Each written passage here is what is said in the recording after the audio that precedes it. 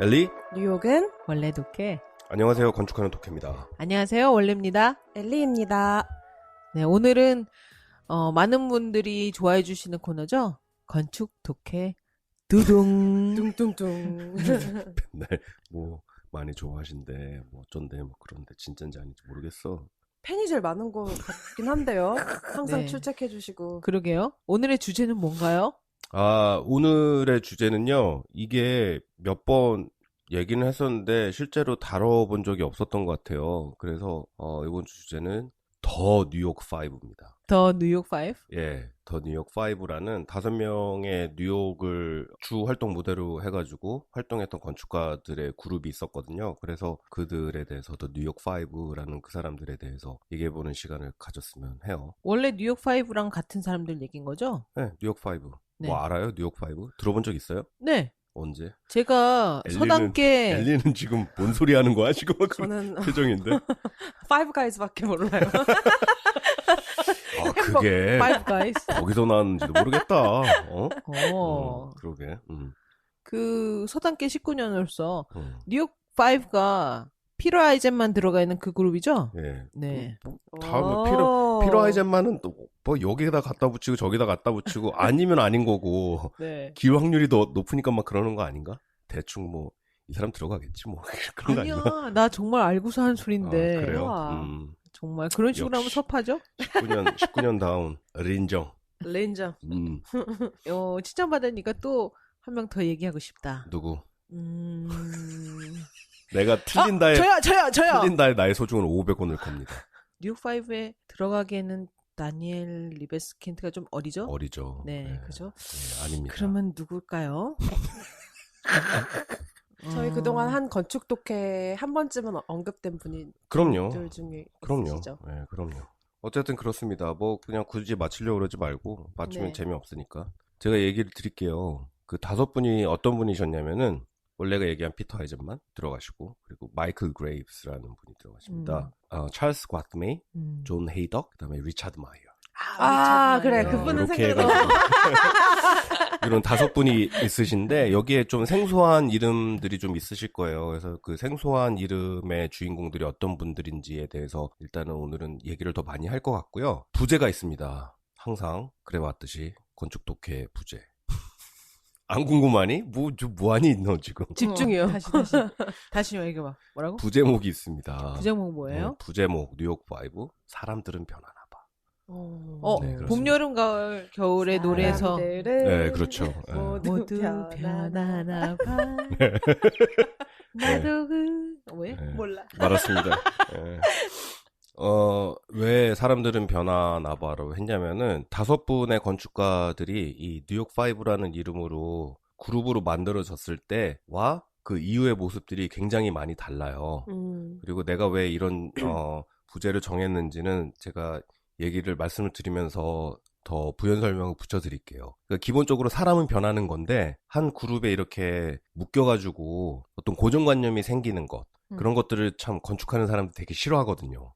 그런데 자기의 의지 없이 자신들이 뉴욕 5로 묶인 거예요. 아, 그래요? 네, 자기가 묶은 것들이 아니고. 그런데 그러다 보니까 사람들은 변하는 건데 왜 자기를 거기다 때려 넣냐 이거지.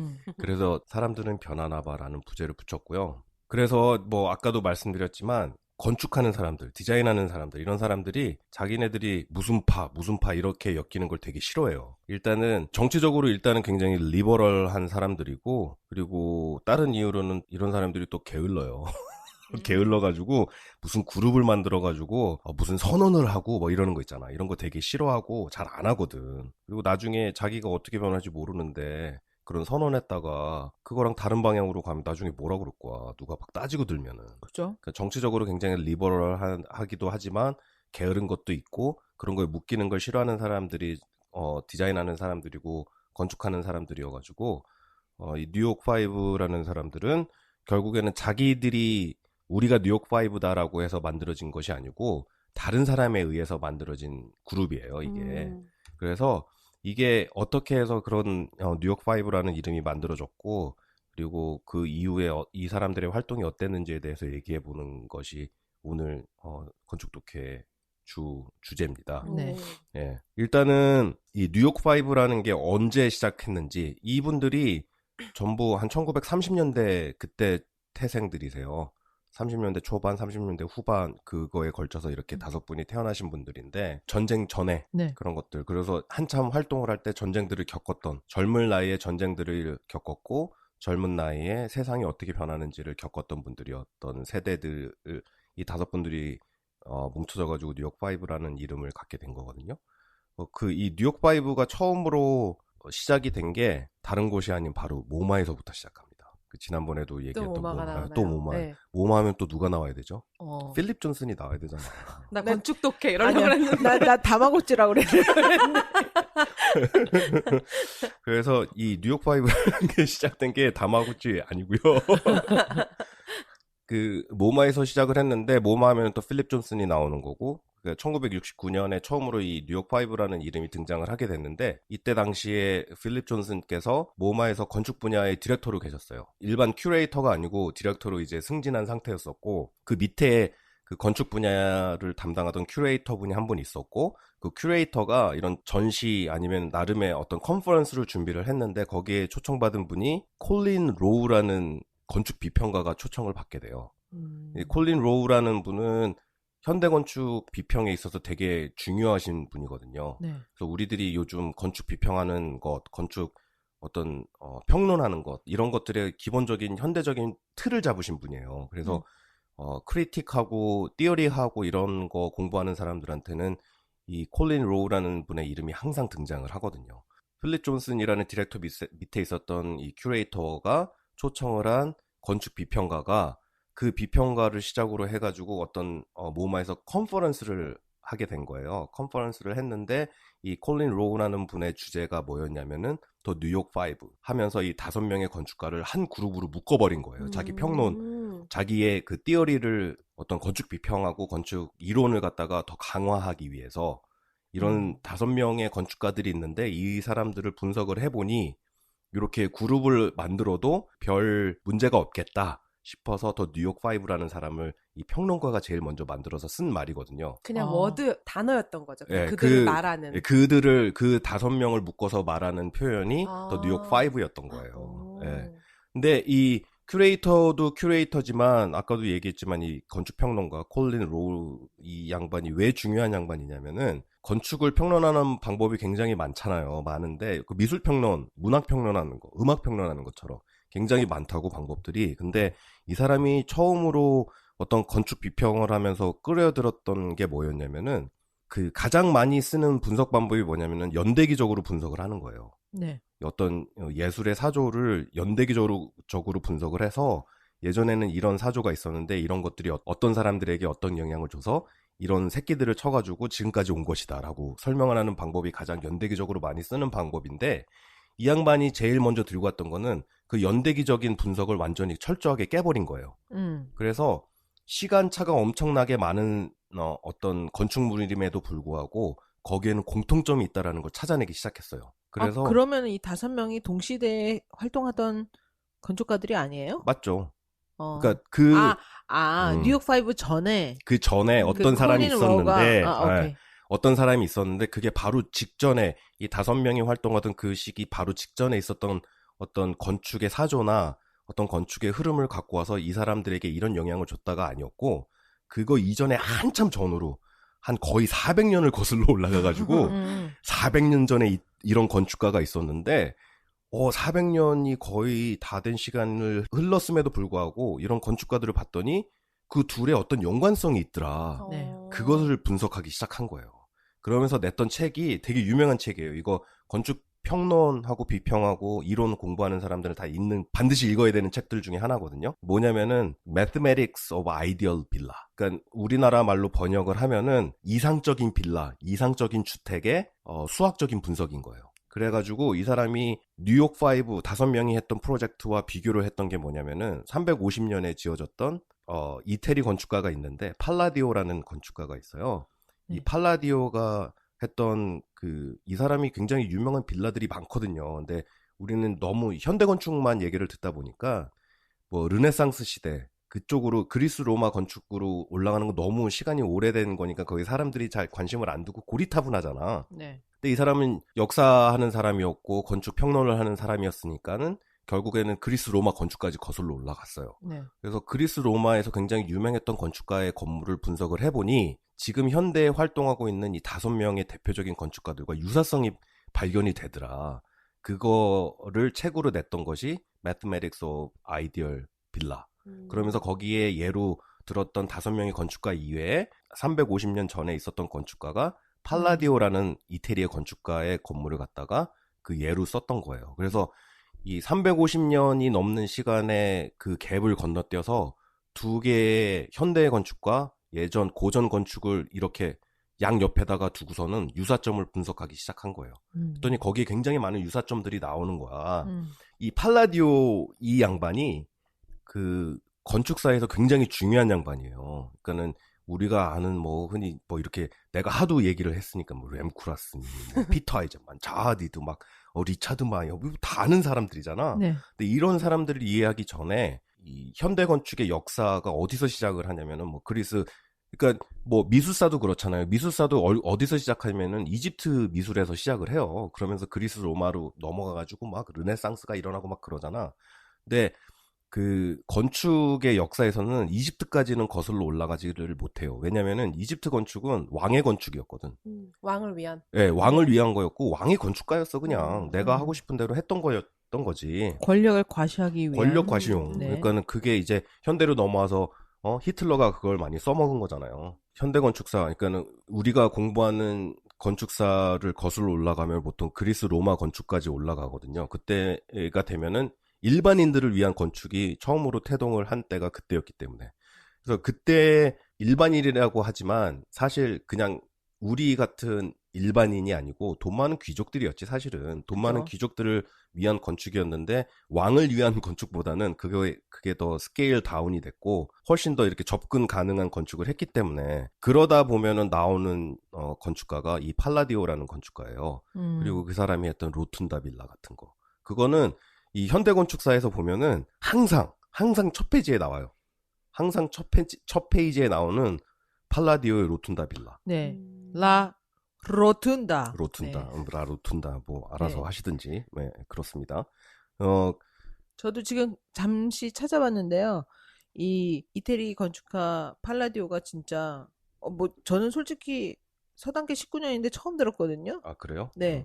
굉장히 굉장히 로툰다. 중요한 사람이고 음. 이 사람의 메설피스가 많고 그렇죠. 그 이태리 비첸자라는 그 도시가 숨겨져 있는 약간 주워 같은 주얼, 숨겨진 보석이고, 네. 거기 가면은 이 사람의 건물들을 많이 볼 수가 볼 수 있고, 있다고 하네요. 거기 그 이태리 북부에 여행을 가셨는데, 뭐 여기가 유네스코 뭐 등록된 뭐래 그러면은 10중 8구 이 사람의 건물이에요. 와.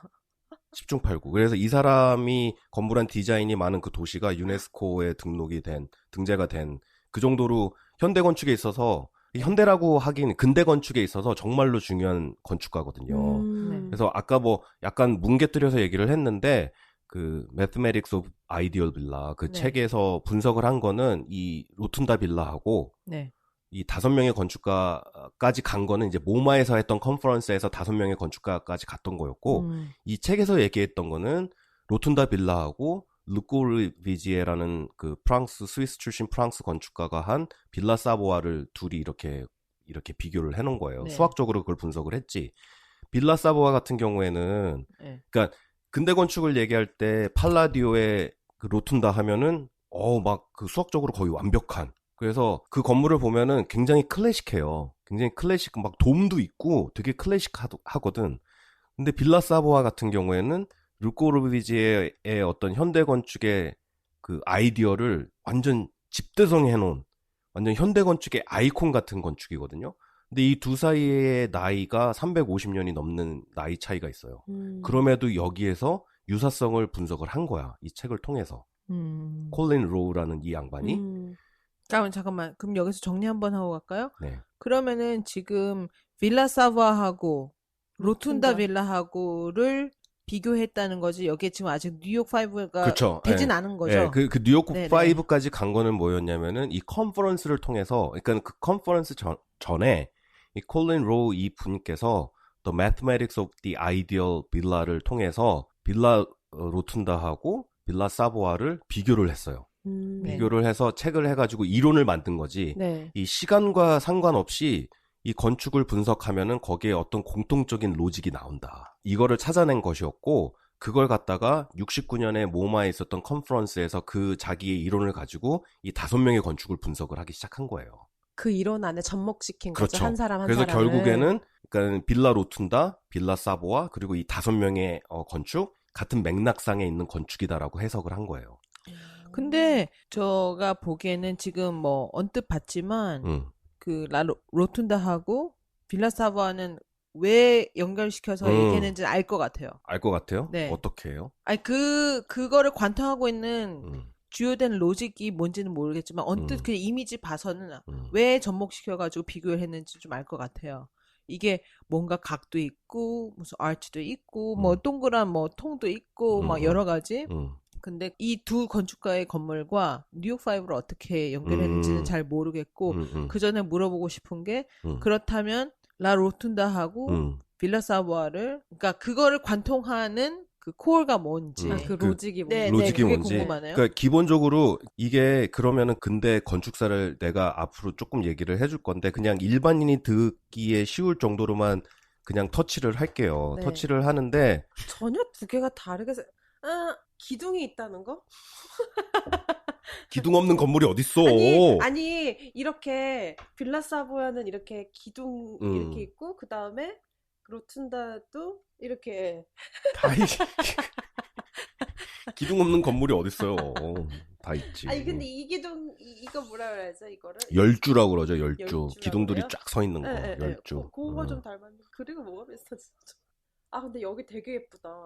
어디요? 빌라 사고? 네, 아니요. 로툰다. 여기는 그러면 원래 누가 살는 네, 집으로 지은 맞아요. 거예요? 그러니까는 뭐 그런 거 있잖아요. 다빈치가 메디치가의 그 펀드를 받아서 뭐 했던 그 르네상스 시대에는 그런 돈 많은 집안들이 있어가지고 그 사람들의 집안 미술 건축만 담당하는 미술가가 네. 있었고 건축가가 있었어요. 그래서 팔라디오 같은 경우에도 이 어떤 한 유명한 그 권력 있는 집안에 그 귀족들의 그 주택을 많이 디자인했던 거죠.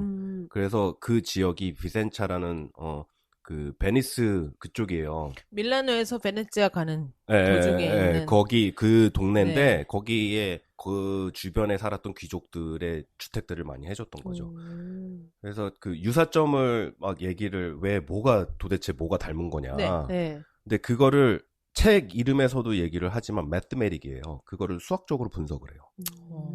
수학적으로. 그러니까 수학적으로 분석하는 방법이 그거를 막 어떤 공식을 막 만들어내가 이러는 게 아니고 이 건축에서 말하는 수학이라는 것은 결국엔 프로포션이에요. 그쵸. 네, 프로포션. 네. 네.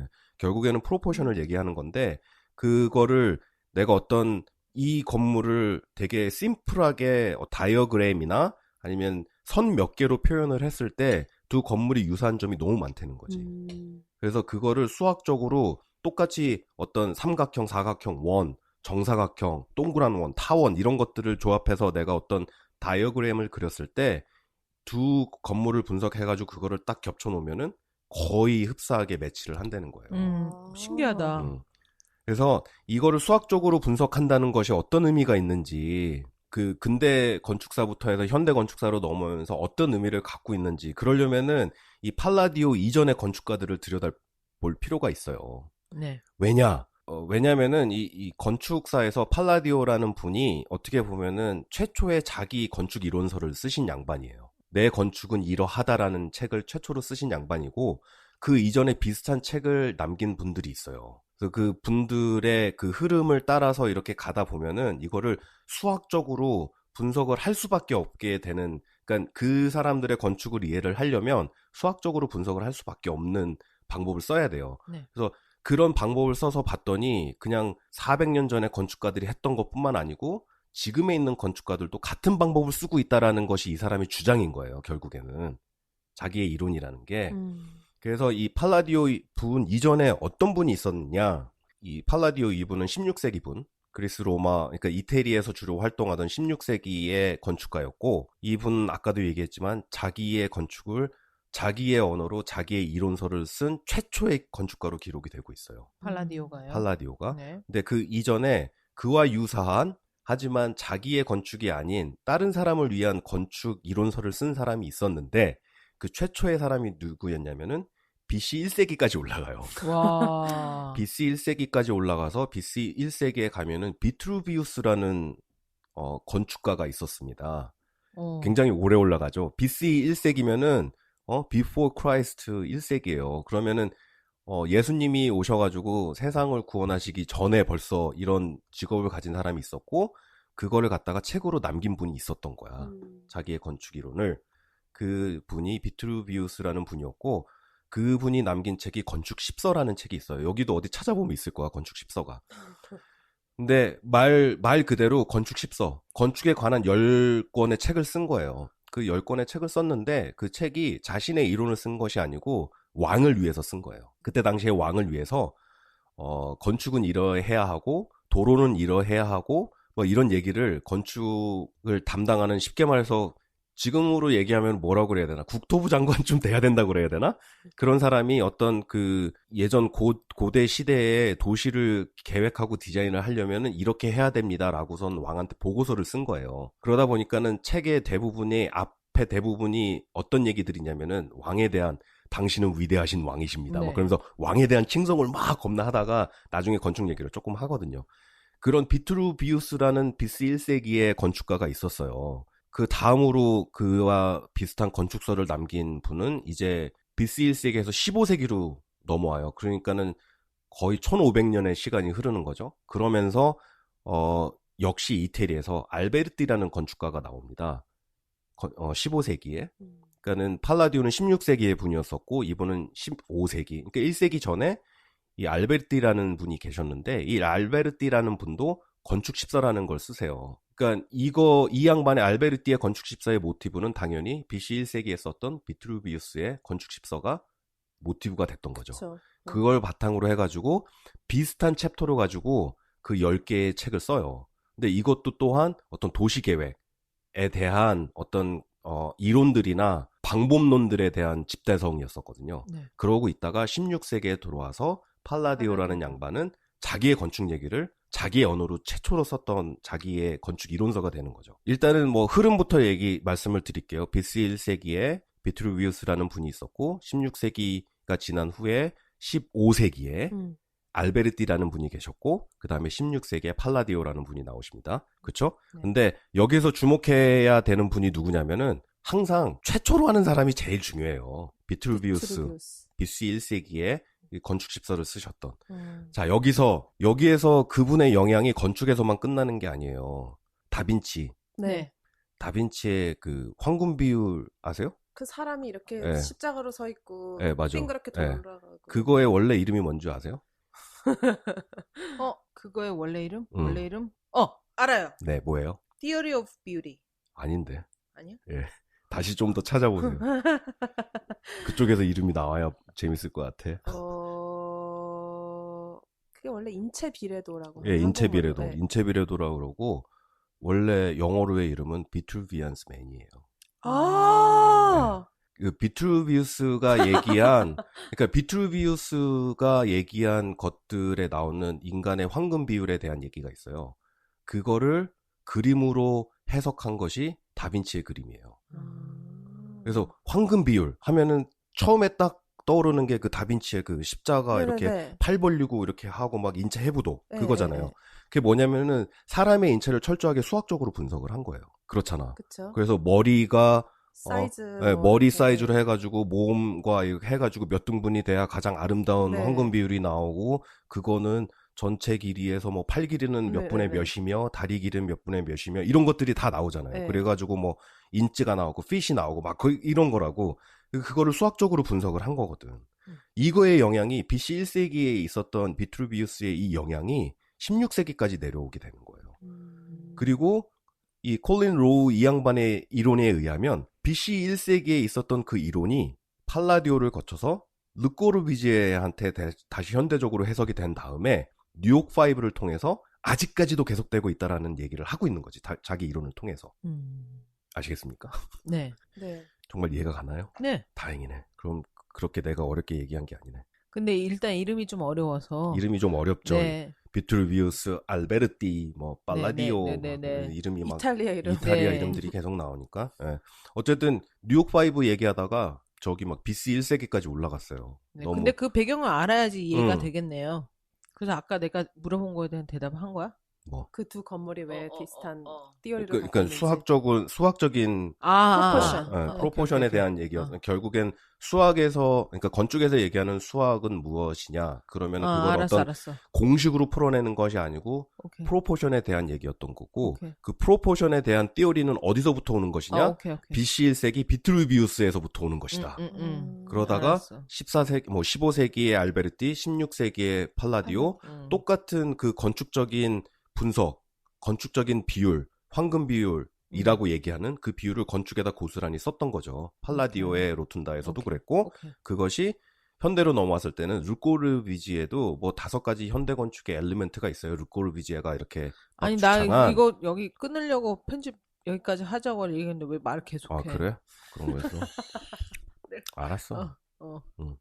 어쨌든 뭐 그랬는데 그래서 이 콜린 로우라는 분이 자신의 이론을 그 시대에 상관없이 이런 건축이라는 것은 공통점을 갖고 있다라는 이론을 강화하기 위해서 자기의 컨퍼런스의 주제로 썼던 것이 더 뉴욕 5라는 이름이었고 그러고 그룹을 만들어서 그때 비슷한 활동을 했던 30년대 전후로 태어났던 5명의 건축가들 이렇게 해서 그룹을 만들었는데 나중에는 결국에는 자신들이 만든 그룹이 아니고 어떤 건축 비평가에 의해서 만들어진 그룹이었기 때문에 이 5명들이 거기에 대해서 맞다 나는 뉴욕 5다 뭐 이렇게 강하게 긍정을 하지도 않았고 강하게 부정을 하지도 않았어요. 사실은 나중에는 시간이 지나면서. 그럼 그 5분이 같이 모여서 무언가를 하기는 했어요? 안 했어요. 그냥 더 뉴욕 5라고만 불릴 뿐이지. 불릴 뿐이었던 것이지.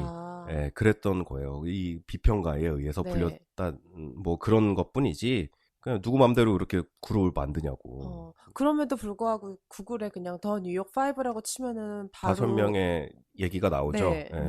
예. 그게 그때 당시에 그럴 수밖에 없었던 게 69년이라고 그랬잖아요. 69년이면은 그 한참 그 모더니즘, 인터내셔널 스타일에서 지나서 다른 새로운 것들을 찾으려고 했던 시기예요. 네. 그래서 이 콜린 로우라는 분이 했던 건축 비평이 어떻게 보면은 그 모더니즘 위에 약간 움찔움찔했었던 포스트 모던 건축 그거의 어떤 이론적인 바탕이 되기도 해요. 근데 철학적인 바탕은 못 되고 이론적인 바탕은 됐었지. 왜냐면은 포스트 모던 하면 알고 있는 것들이 옛날에 있던 고딕 양식 막 갖다가 현대 건물에다 쓰고 어떤 약간 옛날에 클래식한 랭귀지를 갖다 현대 건축에다 쓰는 거라고 사람들이 생각을 하잖아요. 이 사람의 건축 분석에 의하면 그때 썼던 거나 지금 썼던 거나 다른 게 없는 거야. 다 똑같은 거야. 같은 어떤 맥락에서 건축이 다 읽혀지는 거기 때문에. 그렇기 때문에 지금 이 시기에 포스트 모던이 나오는 것이 전혀 이상하지가 않은 거지. 이 사람의 이론에 의하면. 건축 이론에 의하면. 그러니까는 그런 배경으로 이 사람의 건축 분석하는 방법이 그 포스트 모던 건축에 어떤 힘을 주기는 했었어요. 근데 오래 가지는 못했지. 포스트 모던이 뭐 그렇게 그 철학적인 배경이 없었고 뭐 그랬으니까. 어쨌든 그렇습니다. 그 5명이 모여서 뭐 엘리가 아까도 물어봤지만 모여서 뭘 하거나 작품 전시회를 하거나 뭐 그랬던 적은 없어요. 출판을 했거나 그런 적도 없었고. 그랬는데 그때 당시에 그 뉴욕 5가 시간이 이렇게 지나서 이렇게 큰 사람들이 될 줄은 몰랐던 거지. 그래서 지금도 가끔 건축하는 사람들은 이 5사람들을 모아가지고 무슨 그 포토 콜라주 같은 거 해가지고 몇 주년 기념 막 이런 거 포스터 지네들이 만들고 막 그러기도 하거든. 근데 자기네들은 뭐 아까도 얘기했지만 내가 뉴욕 5다 아니다 강하게 긍정도 안 하고 부정도 안 하고 뭐 그런 뭐 다들 아시겠지만 피터 하이젠만 다들 아시잖아요. 네. 그리고 리차드 마이어도 아시고. 그러니까 유일하게 이 2분만 아직도 활동하고 계시는 분이에요. 나머지 3분들은 불행히도 다 돌아가셨어. 다 돌아가셨는데 뭐 처음에 일단은 찰스 과스메이에 대해서 말씀을 드릴게요. 이분은 1938년 생에 2009년에 돌아가셨는데 뉴욕에 있는 과스메이 앤 시걸이라는 오피스가 있어요. 거기에서 이름이 과스메이잖아. 과스메이하고 시걸하고 둘이서 파트너를 해가지고 만든 오피스예요. 이 오피스는 건축하는 사람들한테 어떤 평을 받냐면은 자신들이 강하게 뭐 긍정도 안 하고 부정도 안 하지만 콜린 로우라는 분이 얘기했던 팔라디오에서 르꼬르비지에 그리고 이 5명으로 이어지는 그 건축 랭귀지가 있잖아요. 어떤 주어진 랭귀지. 이거를 가장 충실하게 현대적으로 해석을 하고 그걸 실무를 했던 오피스로 기억이 되고 있어요. 그러니까 그 어떤 그 동양의 미니멀리즘하고는 약간 좀 달라요. 동양의 일본을 위주로 한 미니멀리즘, 굉장히 차갑고 막 선 하나가 모든 걸 다 얘기하고 그런 것들보다는 약간 다른 미니멀리즘인데 이 르꼬르비지에의 그런 모던의 건축을 약간 더 한 단계 미니멀리즘에 가깝게 좀 더 정리정돈을 한 그런 디자인으로 유명을 하거든요. 이 과트메이 앤 시걸 이분들의 프랙티스로 유명한 게 아쉽게도 굉장히 유명한 셀럽들 있잖아요. 네. 그 사람들의 프라이빗 레지던스 그런 것들이 유명한 것들이 많아요. 그러다 보니까 일반인들에게는 잘 안 알려져 있어. 근데 그들만의 세상에서 그들만의 리그에서 그들만의 세상. 그래서 일반 사람들에게 딱 얘기를 했을 때 그 사람의 무슨 뮤지엄, 어디 가면 무슨 라이브러리 이런 것보다는 이 사람들은 셀럽들 그리고 굉장히 돈 많은 성공한 CEO들 이 사람들의 그 개인 주택들을 굉장히 많이 해가지고 일반 사람들이 이렇게 쉽게 접할 수 있는 건축은 아니에요, 사실은. 그러다 보니까는 어떻겠어? 피도 굉장히 높고 그렇겠네요. 디자인이 굉장히 독특했겠지. 네. 독특하다기라기보다는 뭐 팔라디오 르꼬르비지에서 이어지는 굉장히 서양적인 미니멀리즘 그걸 굉장히 파인 튠했던 프랙티스로 유명해요. 그래서 지금도 내가 이 사람들의 유명한 작품이 뭐가 있냐라고 물어보면은 선뜻 이렇게 나오는 게 없어. 몇 개는 알고 있는데 이렇게 얘기를 하면은 뭐 이런 거 모르잖아. 그 누구지? 폴로, 랄프 로렌, 네. 랄프 로렌의 레지던스 알아? 모르잖아. 근데 그 사람이 했어요? 그런 거를 하는 오피스였어요. 그러면은 이게 레지던스를 많이 해요. 잘 나온다 해도 그게 보여지지가 않잖아요. 퍼블릭에 보여지지가 않으니까. 그러다 보니까는 내가 무슨 얘기를 해도 나는 여기서 일했던 친구도 알고 그러니까는 무슨 프로젝트 하니 그러면 뭐 그럼 우리는 이쯤 하지 막 그렇게 자랑하듯이 얘기를 하는데 일반인들이 접하기는 너무 어려운 거예요. 그러네요. 예, 좀 그런 게 있어요. 그래도 그냥 디자인을 얘기를 하자면 약간 파인 튠된 서양식 미니멀리즘이라고 보시면 될 것 같아요. 그냥 이 얘기를 들으면 건축하는 분들은 그게 아니다라고 반발을 하실 수도 있어요. 근데 그 랭귀지를 봤을 때 그거를 일반인들이 받아들이기 쉽게 해석을 한다면 예, 그렇게 얘기를 해드릴 수가 있을 것 같아요. 그 다음이 또 잘 안 알려진 분이 누구냐면 존 헤이덕이라는 분이세요. 혹시 네덜란드 사람인가요? 아닌데요. 그럼 오늘 잘 안 맞네. 이분은 체코 출신이세요. 체코 출신이고 이 5명 중에 연세가 제일 많으셨거든. 1929년생이시고 2000년에 돌아가셨어요. 2000년에 돌아가셨는데 그 이름을 잘 모르는 이유가 있어. 이 사람을. 왜냐면은 거의 평생을 교육자로만 사셨어요. 프로젝트가 꼽으라면은 5개도 안 돼요. 실제로 지어진 건물이. 그래요? 5개도 안 되는 분이신데 일단은 체코 출신 이민자였고 쿠퍼에서 공부를 하시고 나중에 하버드에서 건축을 대학원을 다니시고 다시 쿠퍼로 돌아오셔가지고 쿠퍼 유니언에서 죽을 때까지 교편을 잡으세요. 그 쿠퍼 유니언 하면은 이쪽에 있는 분들은 잘 아는 학교잖아요. 예. 주이시 펀드로 만들어진 그 정말로 잘 나가는 애들. 얘네는 SAT 점수도 안 받고 에세이만 써가지고 들어가는 학교는 지금은 학비를 받아요. 그전에는 등록비랜다. 학비가 없었는데 요즘 받아요? 요즘 받아요. 아이구나. 그래서 예전에는 쿠퍼 나왔다 그러면은 완전 뭐라 그래야 되나 익스트림 아티스트를 만드는 그런 학교였잖아요. 근데 쿠퍼 안에 그 건축 학교가 있거든요. 근데 거기에 굉장히 돌아가실 때 그러니까 40년 넘게 교편을 잡으셨던 걸로 기억을 해요.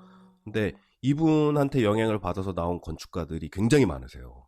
굉장히 많고 그분들이 그냥 실무 많이 하는 이런 게 아니고 비슷한 류의 그런 어떤 이분한테 영향을 많이 받아가지고 건축 철학을 많이 자기 나름대로 디벨롭한 그런 건축가들이 굉장히 많거든요. 이분이 되게 어려운 질문하는 걸로 유명하신 분이에요.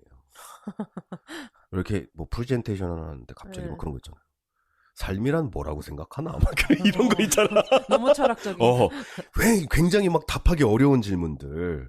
그래서 어떤 뭐 역사적인 맥락에서 건축을 읽어내기 아니면은 앞으로 이래야 된다는 미래지향적인 건축 이런 것보다는 굉장히 어떤 건축의 신화, 그 다음에 시적인 언어, 이런 것들에 굉장히 집중을 많이 하셨고, 그런 거에 대해서, 그러니까 되게 건축이라는 게 웃긴 게 어떤 형태적인 것들로만 다 해결이 되고 얘기가 되어질 것 같은데, 굉장히 형이상학적인 것, 형이상학적인 것으로부터 시작한 건축들이 굉장히 시적인 건축들이 많아요. 근데 그런 것들을 굉장히, 그런 교육을 굉장히 많이 주도를 하셨던 분이에요, 이분은. 그래서 건축을 하는 사람들에게는 굉장히 유명한 분이시지만 일반인들에게는 작품이 많이 없다는 이유로 많이 잘 안 알려진 분, 존 헤이덕이라는 분이십니다. 일단은 뭐 아까도 말씀드렸지만 2000년에 돌아가셨고, 쿠퍼에서 굉장히, 그래서 거의 일평생을 뉴욕에 계셨다고 보시면 돼요. 그냥 보스턴에서 하버드에서 공부하신 그 시기만 빼고 돌아오시자마자 여기서 조그만 프랙티스를 하다가 쿠퍼에서 바로 교편을 잡으셨기 때문에 거의 완전한 뉴요커라고 보시면 되죠, 이분은. 이런 분이 있으셨고, 그 다음 마지막으로 말씀드릴 분이, 마이클 그레이브스라는 분이십니다. 네, 마이클 그레이브스. 이분은 1934년생에 2015년에 돌아가셨어요. 굉장히 최근에 돌아가셨죠? 최근에. 네, 굉장히 최근에 돌아가셨는데, 이분 또한 굉장히 교육에 많이 심혈을 기울이셨습니다. 거의 40년 이상을 프린스턴에서 교편을 잡으셨고. 그러면 혹시 이렇게 말하면 안 되나요, 여기서? 근데 아쉽게도 내가 들어가기 바로 전해에 네. 교편을 놓으셨어요. 네. 그래서 40년 동안 프린스턴에서 계속 계셨었고, 2003년에 사이너스 인펙션이니까 축농증. 네. 근데 그거를 트리트먼트를 제대로 안 하셔가지고 그 척추로 전이가 된 거예요. 그 인펙션이.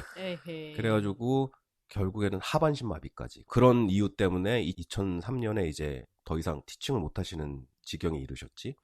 그래서 댁은 계속 프린스턴에 계셨었고, 원래 헤드쿼터는 뉴욕이에요. 그 오피스가요? 마이클 그레이브스 오피스가. 그럼에도 이제 교편은 놓으셨지만 집에서 계속 스튜디오에서 계속 디자인 활동을 하셨고 스케치를 하셨고 계속해서 그 오피스를 매니지를 하셨었거든.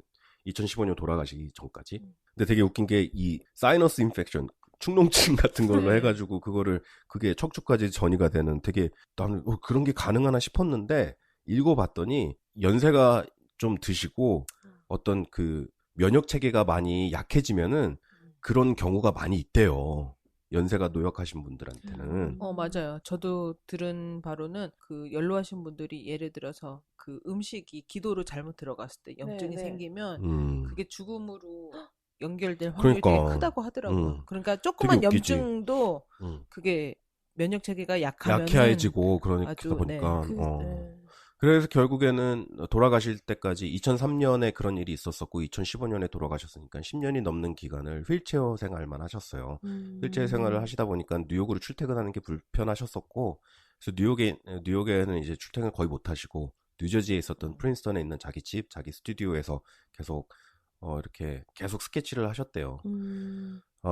이분이 어떻게 보면 이 5분 중에, 그리고 앞에서 말씀드렸던 콜린 로우라는 이 양반이 얘기한 그 포스트 모던 건축의 정당성, 이런 것들을 제일 마지막까지 계속해서 자기 실무로 표현을 하셨던 건축가이셨던 것 같아. 그래서 마이클 그레이브스 하면은 한국에는 사실은 이분의 작품이 하나 있기는 한데 잘 안 알려져 있어요.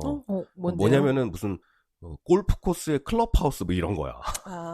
그러니까는 어디에 있는 무슨 오피스 건물이거나 뮤지엄이거나 이런 것이 아니어가지고 일단 접근이 쉽지가 않은 건물이고, 그러다 보니까 사람들에게 잘 알려지지는 않았는데 한국에도 작품을 하시긴 하셨어요. 근데 이 양반의 작품을 보면은 빨간색, 노란색, 파란색 해가지고 막 되게 굉장히 고딕 건물 같아 보이는데 나름 세련미가 있는, 그러니까는 굉장히 예전에 있었던 고전 건축을 현대적으로 해석한, 그게 결국엔 포스트 모던이잖아요. 그죠. 그 포스트 모던 건축을 아직 돌아가실 때까지 하셨던 분이에요. 그래서 우리가 흔히 이쪽 주변에서 볼 수 있는 거는 프린스턴 내려가는 길에 있는 밀레. 밀레가 그분 거구나. 밀레. 그 US 헤드쿼터 밀레.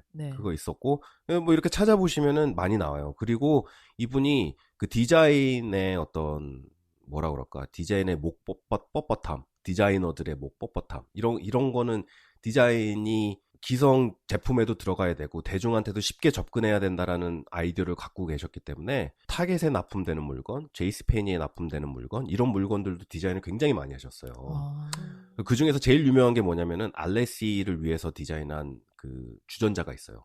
아, 그 삼각형으로 삼각형 해가지고 삼각형으로 돼 있고 이렇게 동그란 손잡이가 있고 네. 물 나오는데 이렇게 새 한 마리 앉아 있는. 네네네. 그게 이분이 하신 디자인이에요. 그렇군요. 그런 식으로 그 대중들에게 쉽게 접근할 수 있는 디자인 프로덕트를 굉장히 많이 디자인을 하셨거든요. 근데 그 주전자 팟하고 거기에 나오는 색깔, 거기에 나오는 어떤 지오메트리 이런 것들이 건축에 고스란히 보이세요, 이분은. 이분이 돌아가시기 전에 2015년에 돌아가셨는데 2013년쯤에 뉴욕타임즈에 글을 하나 쓰세요. 글을 하나 쓰셨는데 그 제목이 뭐냐면은 Architecture and the Lost Art of Drawing. 건축과 잃어버린 예술, 건축 드로잉 뭐 그런 거죠. 그래서 요즘 자기가 2013년만 해도 이제 물론 프린스턴에서 오피스가 있었어요. 그러니까 자기 스튜디오만 있었던 거 아니고 조그만 오피스가 있었는데 거기에 있거나 아니면은 뉴욕에서 일하는 친구들 이렇게 일하는 걸 보면은 컴퓨터로 너무 엄청 어마무시한 것들을 막 해내잖아. 근데 이분은 돌아가실 때까지 얼마나 이 건축가들이 하는 드로잉이 얼마나 감성적인 도구이고 그러다 보니까는 예술적인 가치까지 가질 수 있는 것들인데 요즘 젊은 애들은 너무 드로잉을 안 한다는 얘기를 이 글을 통해서 하신 거야. 네. 왜 컴퓨터만 하냐. 이거 좀 그려라 좀 제발 좀. 그러면서 이게 건축가만이 가질 수 있는 사치라는 거지. 그러니까 내가 종이 한 장하고 펜만 있으면은 나의 상상력을 무궁무진하게 펼칠 수가 있는 거야. 그 어떤 다른 분야에 있는 사람들이 못하는 것들을. 그죠. 그러니까는 뭐 단순히 프로덕트 디자인하는 디자이너나 의상 디자인 이런 것이 아니고 이거는 이 3차원의 공간을 막 그려내는 거잖아요. 근데 그거는 내 스케치로 전부 일일이 표현이 안 되는데 나는 그걸 알아. 내가 이렇게 평면을 그렸을 때 여기에 기둥이 있고 여기에 이렇게 아치가 있고 여기에 문이 있고 그러면은 나는 그걸 3D로 보면서 그걸 그리는 거예요. 그러니까는 굉장히 개인적이고 굉장히 나의 이모션이 이렇게 들어가 있는 드로잉인 거야. 근데 그게 사람들에게 어떤 감동을 전달할 때는 예술적인 가치까지가 있다는 거지. 그래서 이분의 드로잉이 사실은 모마에도 있고 메트로폴리탄에도 있어요. 위트니에도 있고 이분의 드로잉이. 그럼 그걸 보면은 사실은 내 개인적인 건축 디자인 취향은 아니야. 저도 그래요. 포스트 모던이라는 게 나는 굉장히 실패한 건축이라고 생각을 하거든요.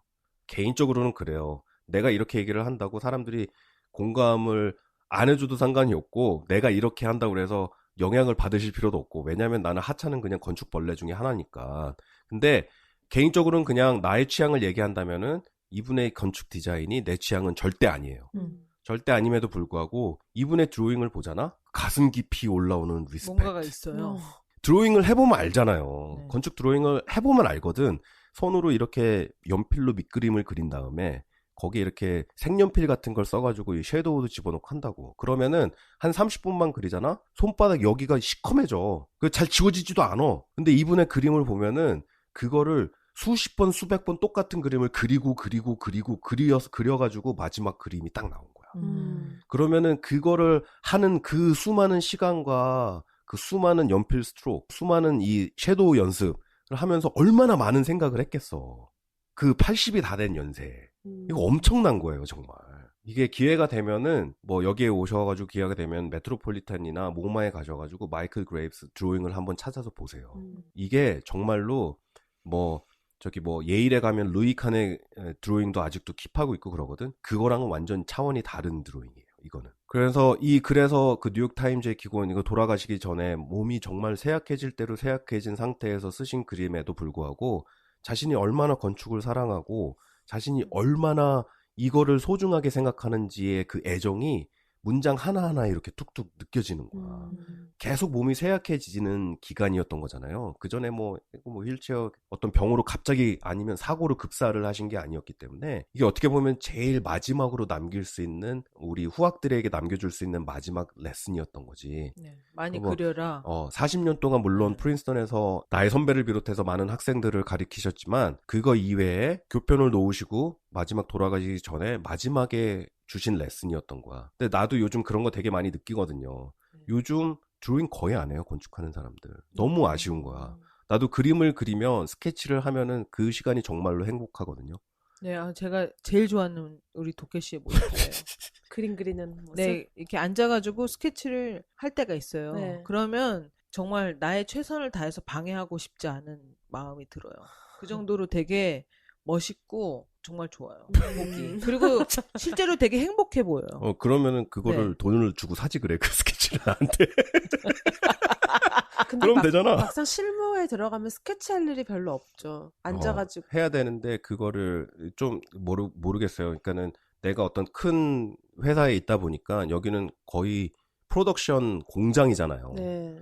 스케치를 하는 애들은 정해져 있어. 근데 걔네들이 하는 스케치가 이런 정성을 들여서 고민을 해가지고 나 혼자 대화를 하면서 그리는 스케치들이 아니야. 그 스케치의 퀄리티가 여기에 감히 비할 수 있는 스케치가 아니에요.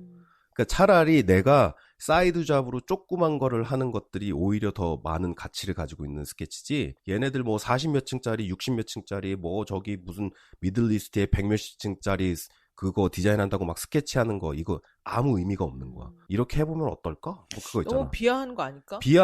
그러니까는 이 양반이 하는 작업에 비하면 그거는 비하를 당해도 된다고 봐 나는. 그 너무 가벼워. 이분이 하시는 그 스케치에 비하면. 이런 분들이 하는 스케치는 자기 이름을 걸고서 하는 스케치니까. 아니 그것도 자기 이름을 걸어야지. 자기가 디자이너면.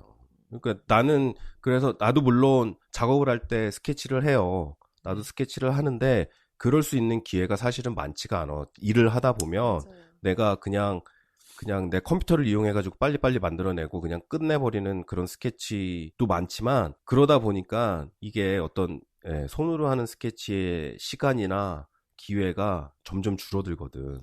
근데 이런 걸 읽으면서 정말로 학교 다닐 때도 보면은 나는 언더에서 컴퓨터를 못 쓰겠어요. 다 손으로 했어야 됐어. 그 엄청나게 어마무시하게 큰 문짝만한 패널을 만드는데도 다 손으로 그렸다고. 근데 점점 갈수록 이 컴퓨터 쪽으로 이렇게 가는 게 있잖아. 그러면 엘리는 디자인할 때 손으로 그리나요? 저도 진짜 똑같아요. 지금 얘기하면서 너무 공감한 게 저도 컴퓨터로 다 해요. 근데 저는 학교 다닐 때도 그렇고 정말 손으로 그리는 걸 좋아하는 학생 중에 하나였고 잘 그린다고 그랬지 우리. 그래가지고 누가 훔쳐가고 막 그래서 울고 그랬잖아. 네, 저는 그래도 되게 좋은 교수님한테 되게 잘 배워가지고 되게 좋아하고 그랬어요. 그러니까 좋아하면 잘 그릴 수밖에 없어요. 그만큼 막 너무 즐기니까 드로잉을. 근데 너무 안타깝죠. 이제 손을 놓은 게 벌써 몇 년째야. 손을 막 이렇게. 그러니까 요즘에는 심지어는 뭐냐면은 그거를 스크립트 짠다고 그래요. 스크립트. 그러니까는 컴퓨터 프로그램이 너무 발달하는 바람에 내가 이거를 보통 사람들이 생각하는 게 드로잉을 만드는 게 내가 그리는 거잖아. 컴퓨터로 그리는 거. 손으로 그리는 게 아니고. 요즘은 뭘로 하냐면은 그냥 타이핑을 하는 거야. 네, 타이핑을 하면은 그거를 보통 컴퓨터 랭귀지를 스크립트 짠다고 그러잖아요. 그렇게 해가지고 거기에 스크립트를 짤 때 베리에이션을 주면은 그 베리에이션에 맞는 옵션들을 만들어줘요. 그러면 뭐 직선이 나오고 곡선이 나오고 뭐 이렇게요? 그렇게 나오는 거고 이런 곡선에도 내가 여기에 베리에이션에 여기에 또 변수를 주면은 그 안에서도 막 옵션이 만들어지는 거야. 그렇게 해가지고 엔터 탁 치면은 수십 가지의 그냥 옵션이 그냥 쫙 나와요. 와. 네. 그러니까 그런 식으로 하는 이 플랫폼들이 일반 회사에서도 지금 쓰고 있다니까. 그러면은 컴퓨터로 다 만든 거잖아. 그러면은 그거를 이쪽에다 보내면 3D 프린트를 해주는 거고, 그죠. 이쪽으로 보내면은 렌더링을 해주는 거야. 저희도 해요. 네? 컬러를 해가지고 거기다 사람 심어주고 막 나무 심어주고 차 그려주고 렌더링을 해주는 거야. 그러니까 그런 것들을 그냥 컴퓨터로 해버리니까 시간도 많이 절약이 되고 뭐 이런 장점들은 있지. 근데 기회가 된다면 나는 그 지금 젊은 친구들한테도 그렇고 나한테도 그렇고 이 손으로 하는 드로잉을 멈추지 않았으면 좋겠어요. 이거는 건축가만이 가질 수 있는 사치야. 다른 거는 사치를 못 하잖아. 건축가들이 돈이가 없으니까. 그러니까 그런 거 연필 지우개 안 잡아본 게 너무 오래됐어요. 연필 지우개 잡고 색연필 잡고 해가지고 손으로 그려보는 거 이게 정말 중요한 것 같아요. 정말로 그 누구도 알 수 없는 거야. 이 종이와 내가 하고 있는 펜을 연필을 통해서 하는 대화는 그 누구도 이해할 수도 없고 알려고 해서도 안 돼. 내가 하면서 나 알고 싶은데. 근데 그러니까는 그게 알게 되고 뭐 이렇게 벽 하나 만드는데도 수많은 대화를 하잖아. 결과물을 보면 여기에 벽이 있구나. 이건 알지. 근데 거기에 벽을 만들기까지 나는 지우고 그리고 지우고 그리고 지우고 그리기를 수십 번을 반복을 한다고. 그럴 때마다 나 스스로에게 물어보고 나 스스로가 답을 하는 거야. 계속 주고받는 대화. 내가 했던 대화들, 내가 했던 생각들에 대한 기록인 거지. 그거는 그 누구도 그 기록에 대해서는 기억도 못하고 알 수도 없는 거야. 결과물만 그냥 보는 걸 뿐이지. 근데 누군가가 그린 스케치가 그런 기억과 나에게 던졌던 질문과 내가 스스로 답했던 대답들을 그 드로잉을 통해서 느끼고 알 수 있다? 그거는 정말 마이클 그레이브스가 하는 스케치 같은 거지. 멋있다.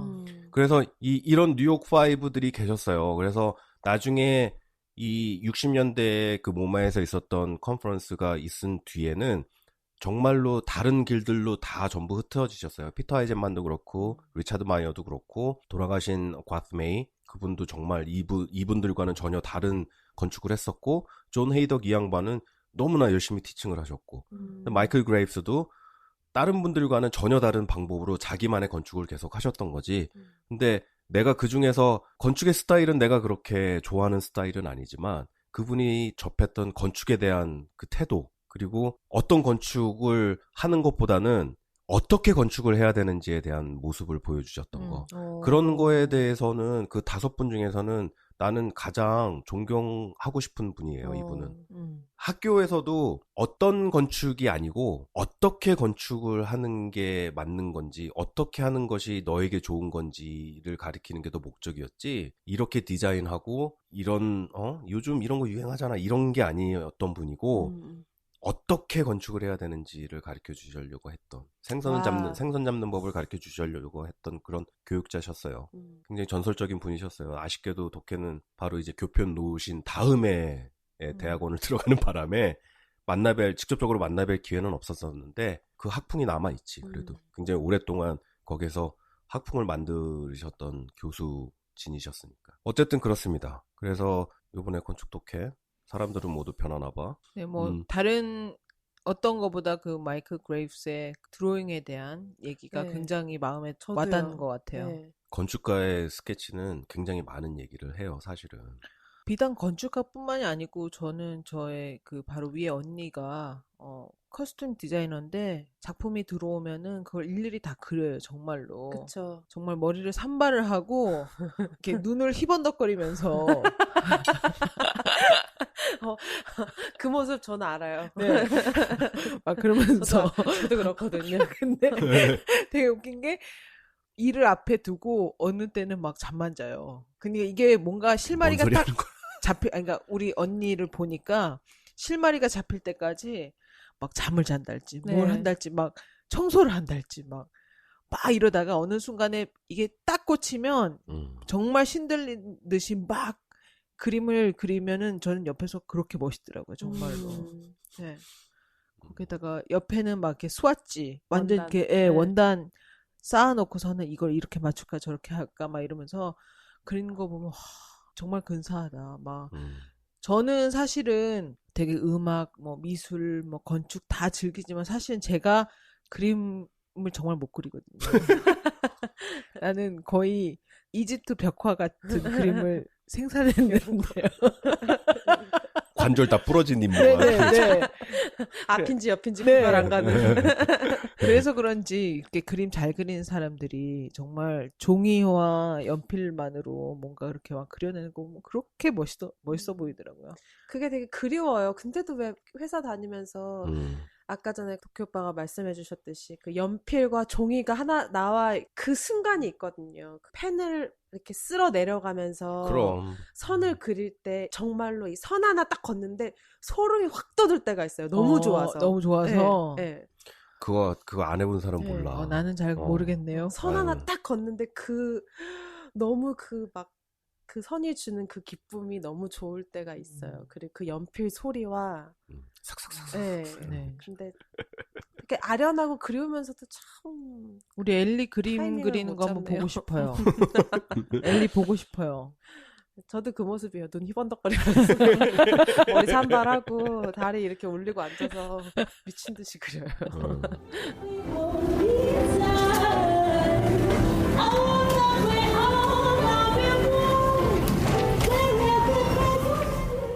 예, 그렇습니다.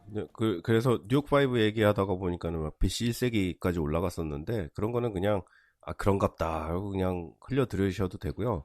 결국에는 매뉴얼이 이 아날로그가 사람에게 주는 감동이 있고 그게 좀 있는 것 같아요. 네. 감성을 좀 건축하시는 분들 놓지 않으셨으면 좋겠다라는 생각이 들어서 뉴욕 5 중에 그런 또 인물이 있으셨고 그래서 소개해드리는 시간이었습니다. 네. 재밌었어요. 네, 정말 재밌었어요. 네. 그래요. 우리 또 초반에. 건축 토케 네 출석 체크 해주시고요. 요즘 잘 안 하시는 것 같아. 그러게요. 출석 체크 잘 안 하시더라고요. 그러다 보니까 나도 출석 체크를 잘 안 하게 되더라고요. 이게 뭐야? 전 또 하나 하고 싶은 게 생긴 게 네. 저는 지금 뭐 언젠지 모르겠지만은 정말 기회가 된다면 이태리 여행을 갈 거거든요. 네. 뭐 내년이 될지 후년이 될지 모르겠지만 그 건물을 꼭 한번 보고 싶네요. 아까 그 로툰다. 네. 네. 그 동네가 어디라고? 비센차. 비첸차.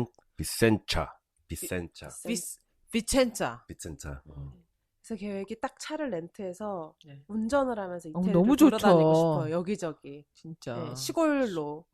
그래서 그 계획을 한번 짜볼 생각인데. 나 얼마 전에 들려볼게요. 코워크 하나 들어왔는데. 이탈리아 사람? 이태리 사람? 이름이 마르코야.